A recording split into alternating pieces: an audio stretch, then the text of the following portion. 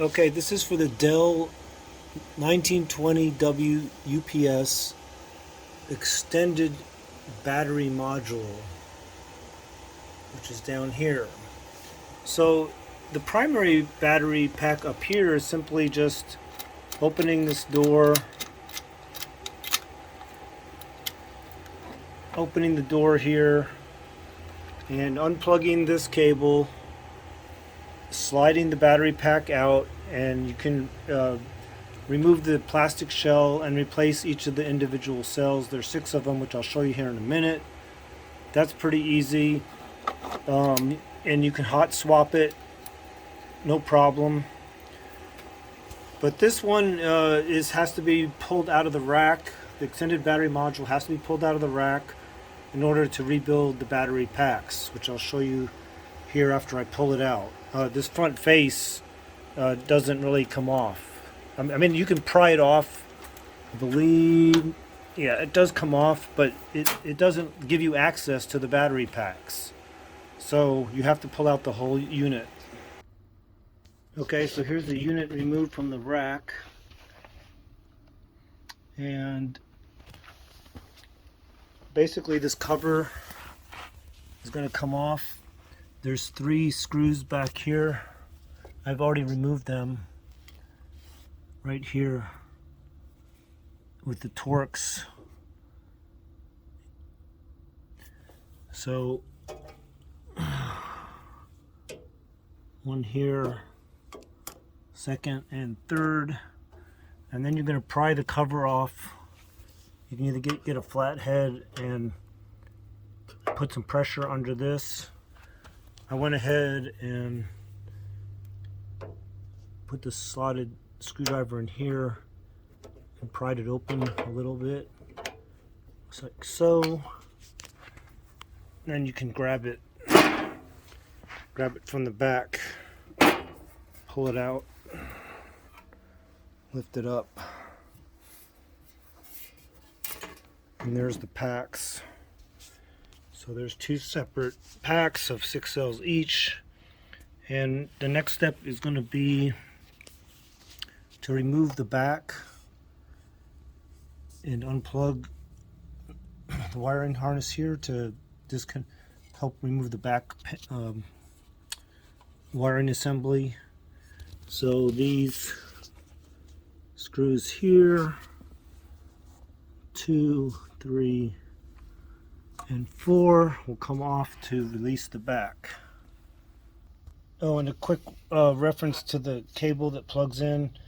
There in the back of the main unit, there's usually a shield bolted around this, so you can't disconnect it.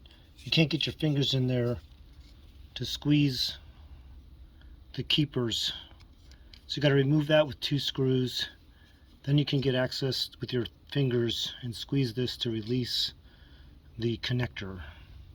I've seen on some of the units where these get brittle and break, at which point I don't know that there's a solution to fix that except by getting a whole new chassis with cable assembly. Okay, I've removed the back cover, and before I disconnect the wires, just so I can remember where they are, I labeled these wires from the point of view of the back of the chassis, left and right, with a Sharpie. And then I also labeled the 2 red wires here. That one there goes up to the top connector, and that one there, if you give the focus, goes to the bottom, so I can reconnect them properly. I don't know if they're interchangeable, and I'm just going to make sure they're connected back the same way they are now.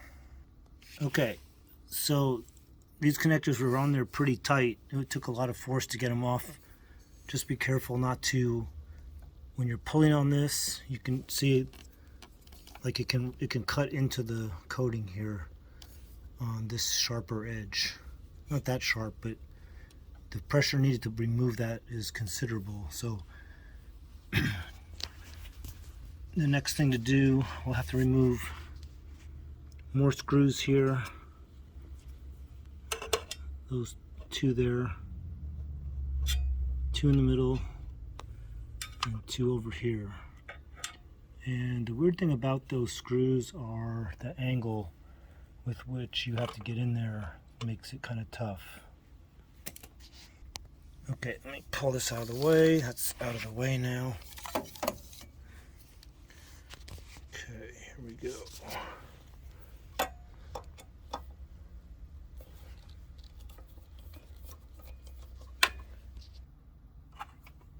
Okay, so here's the last screw coming out.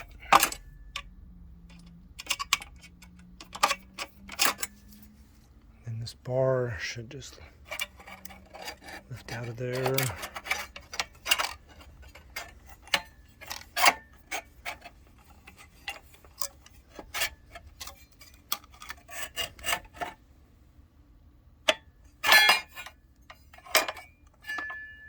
Okay, that can sit over there. Okay, so next, let me slide these battery packs out.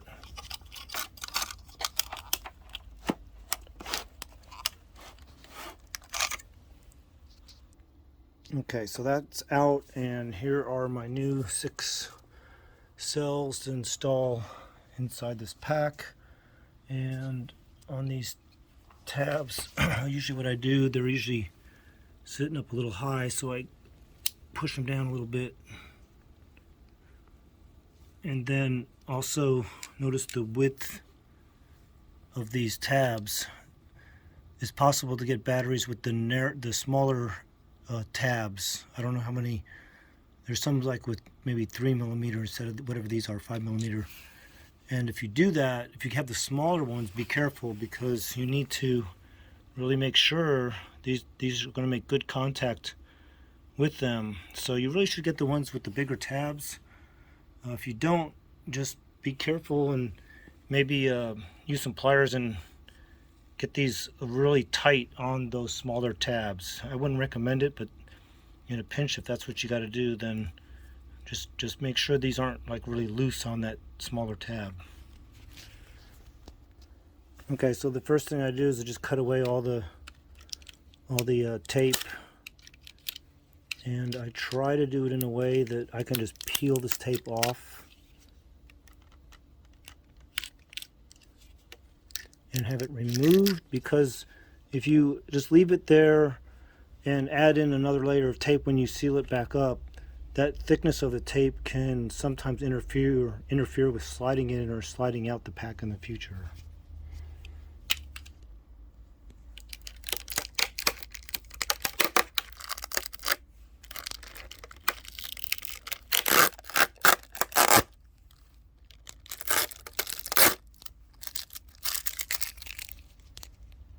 So on this battery pack, I've gotten half the tape off, and to let you know, this tape's been brittle and old, so I haven't really been able to get it off very easily.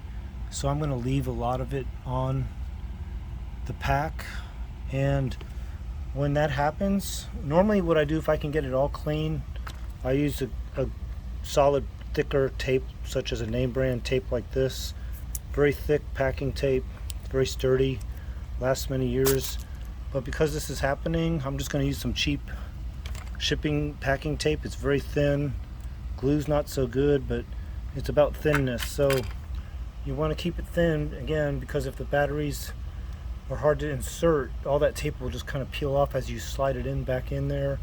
And or in the future, if the batteries get bloated, the tape will make it even that much more harder to get out. Okay, now I'm going to flip it over on the other side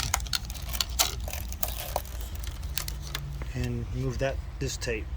Okay, so the tape's all off of there, and now you want to turn it on the side where the top, I consider this, with these pull tabs, I consider that the bottom of the tray, and this is the top. There is this glue they use to attach the cells to the tray, and you just got to peel it up.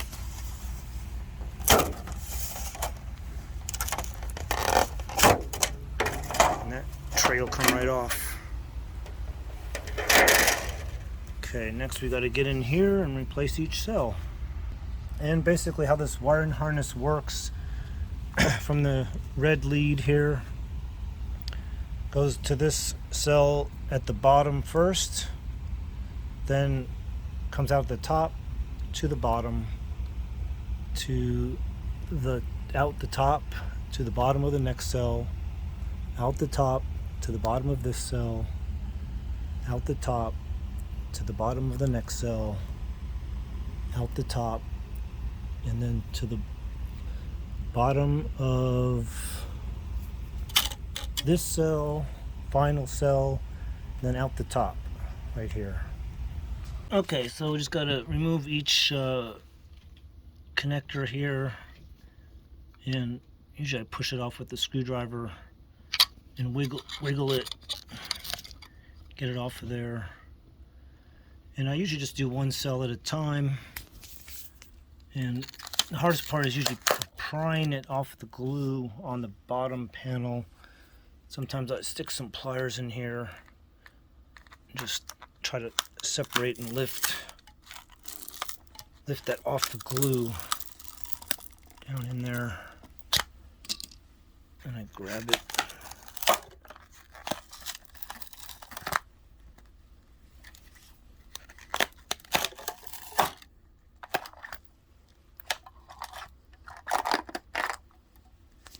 Get that bottom one off there.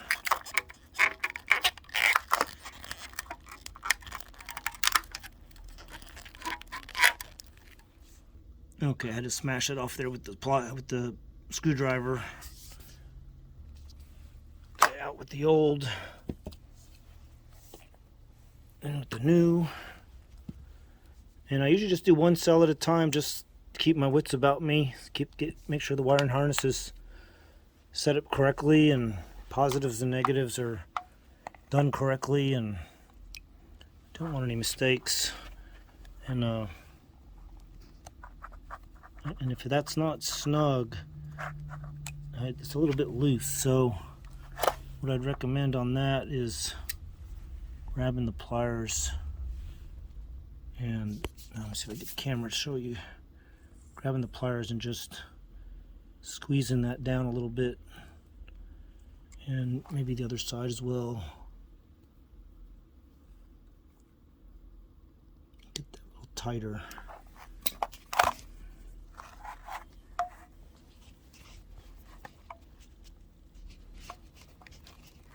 Yeah, it's much better. Get that snugged on there. And just place it back in. Same spot, and there's a little separator piece of plastic down there that'll help you align it properly. Make sure none of the cables are getting sat on or pinched down in there. I'll reattach this one. Okay, I got that one reattached, and that also needed the pliers to help it snug it up a little bit. Okay, next cell, same procedure. Just kind of wedge it out.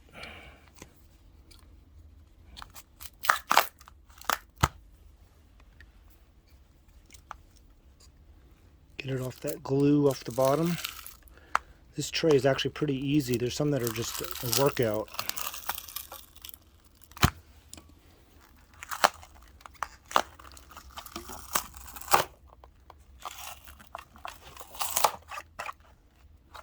Okay, and I'll just work down the cells. Come back in a minute. One quick note: grab a voltmeter and make sure your cells are good before you install them in the battery pack. Make sure. Sometimes your suppliers they don't test the batteries before they deliver them to you, so it's a real bummer to get a battery pack all set up and you got one bad cell in there. So just make sure they're all 12.8-ish or higher voltage before you install them. And if you ever get confused and you drop the wires, you don't know which one is top and bottom on this particular wiring harness, the ones that have the straight section all go to the bottom of the cell tab connector, and the ones that have the rapid turn like this go to the top.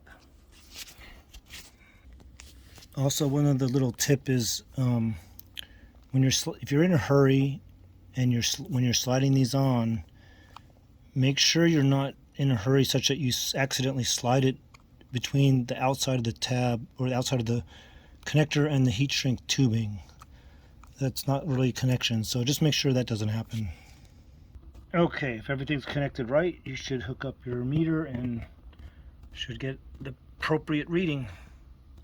Okay, again, make sure you didn't bind any wires down in there. Make sure, you know, the whole thing's like flat all the way across and, you know, not sticking out too far here. I did bend some of this plastic here, kind of got bent out a little bit when I was prying one of the cells out, but when I put the tape on here, that'll cure that. So next we're just gonna flip this top back on here, and whatever glue was left over will kind of still stick a little bit there. It's not really that critical, and I'll tape it up. And I forgot to mention, a lot of these you'll have a lot of dust on them, so go ahead and wipe it with the damp cloth to get all the dust off, so the tape does adhere properly. Okay, I got my cheap tape going here, and unfortunately I can't hold the camera and show you at the same time because I got to squeegee the plastic together while I lay the tape down. Okay, there, I got the tape laid down, and I usually just come down an inch or two, and that's it.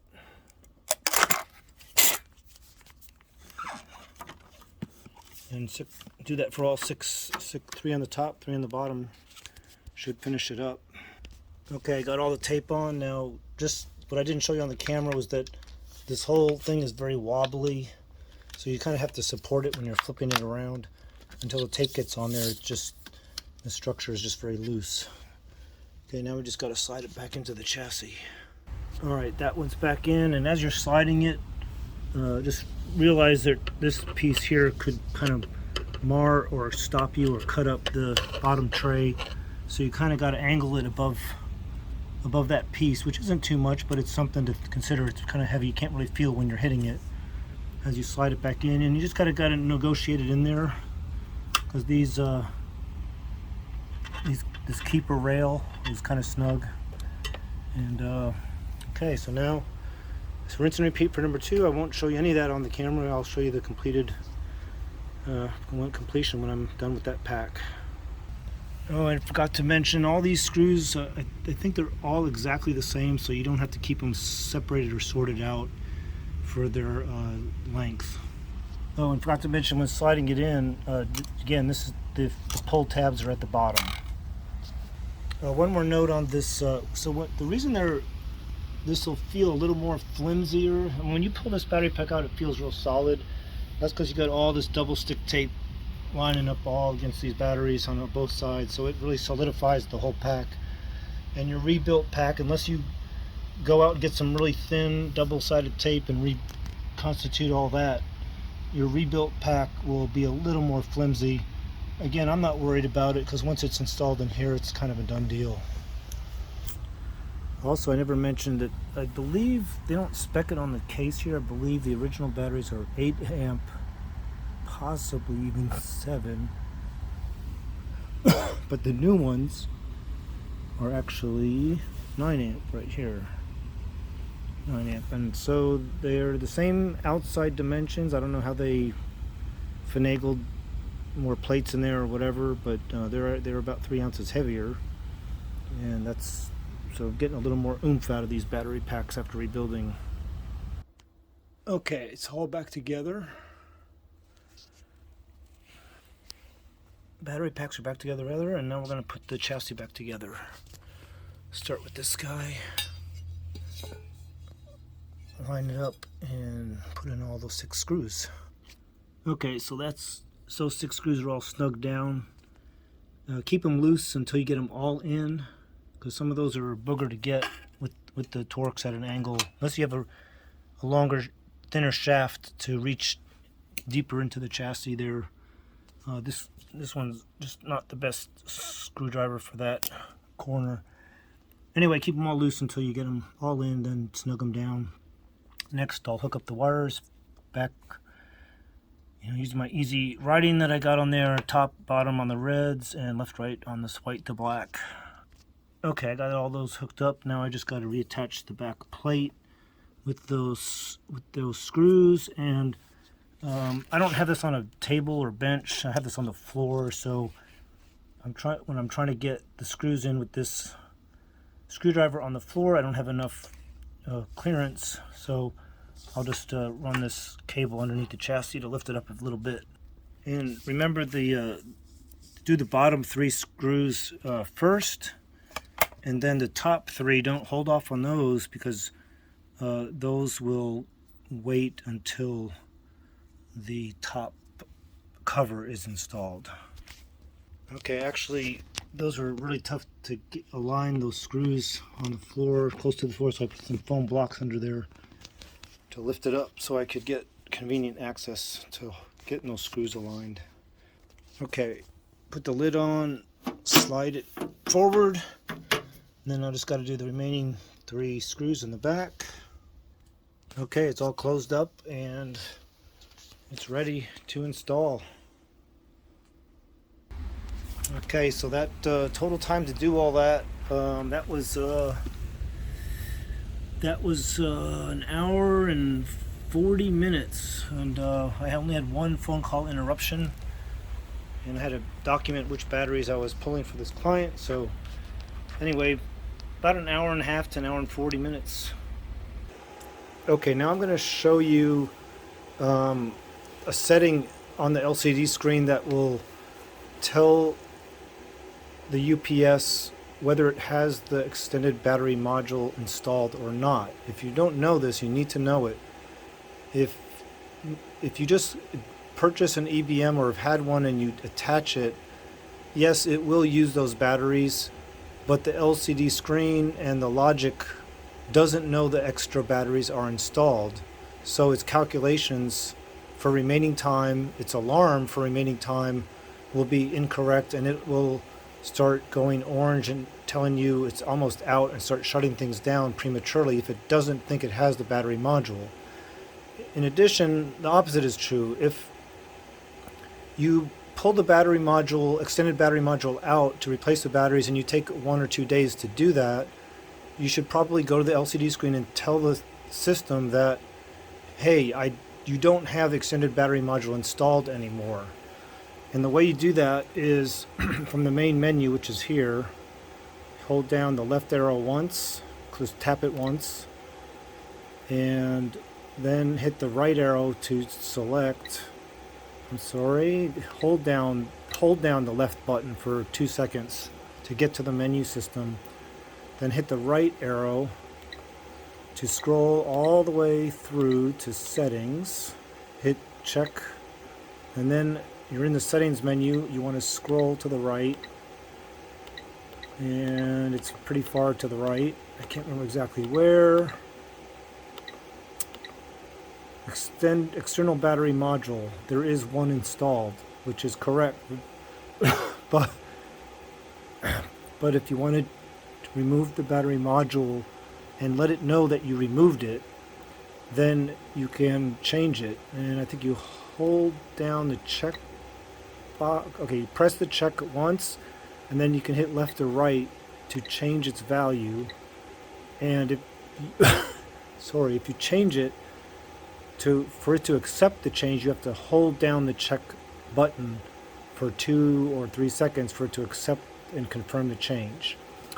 If you want to do that to confirm it, and then you want to verify it, you can go all the way back to the main menu by holding down the left arrow. 1, 2, 3, 4, 5. No, press it again. 1, 2. Okay, it's back to the main menu. Now you can go 1, 2, menu, go to the settings, and just drill down again, just like we did the first time.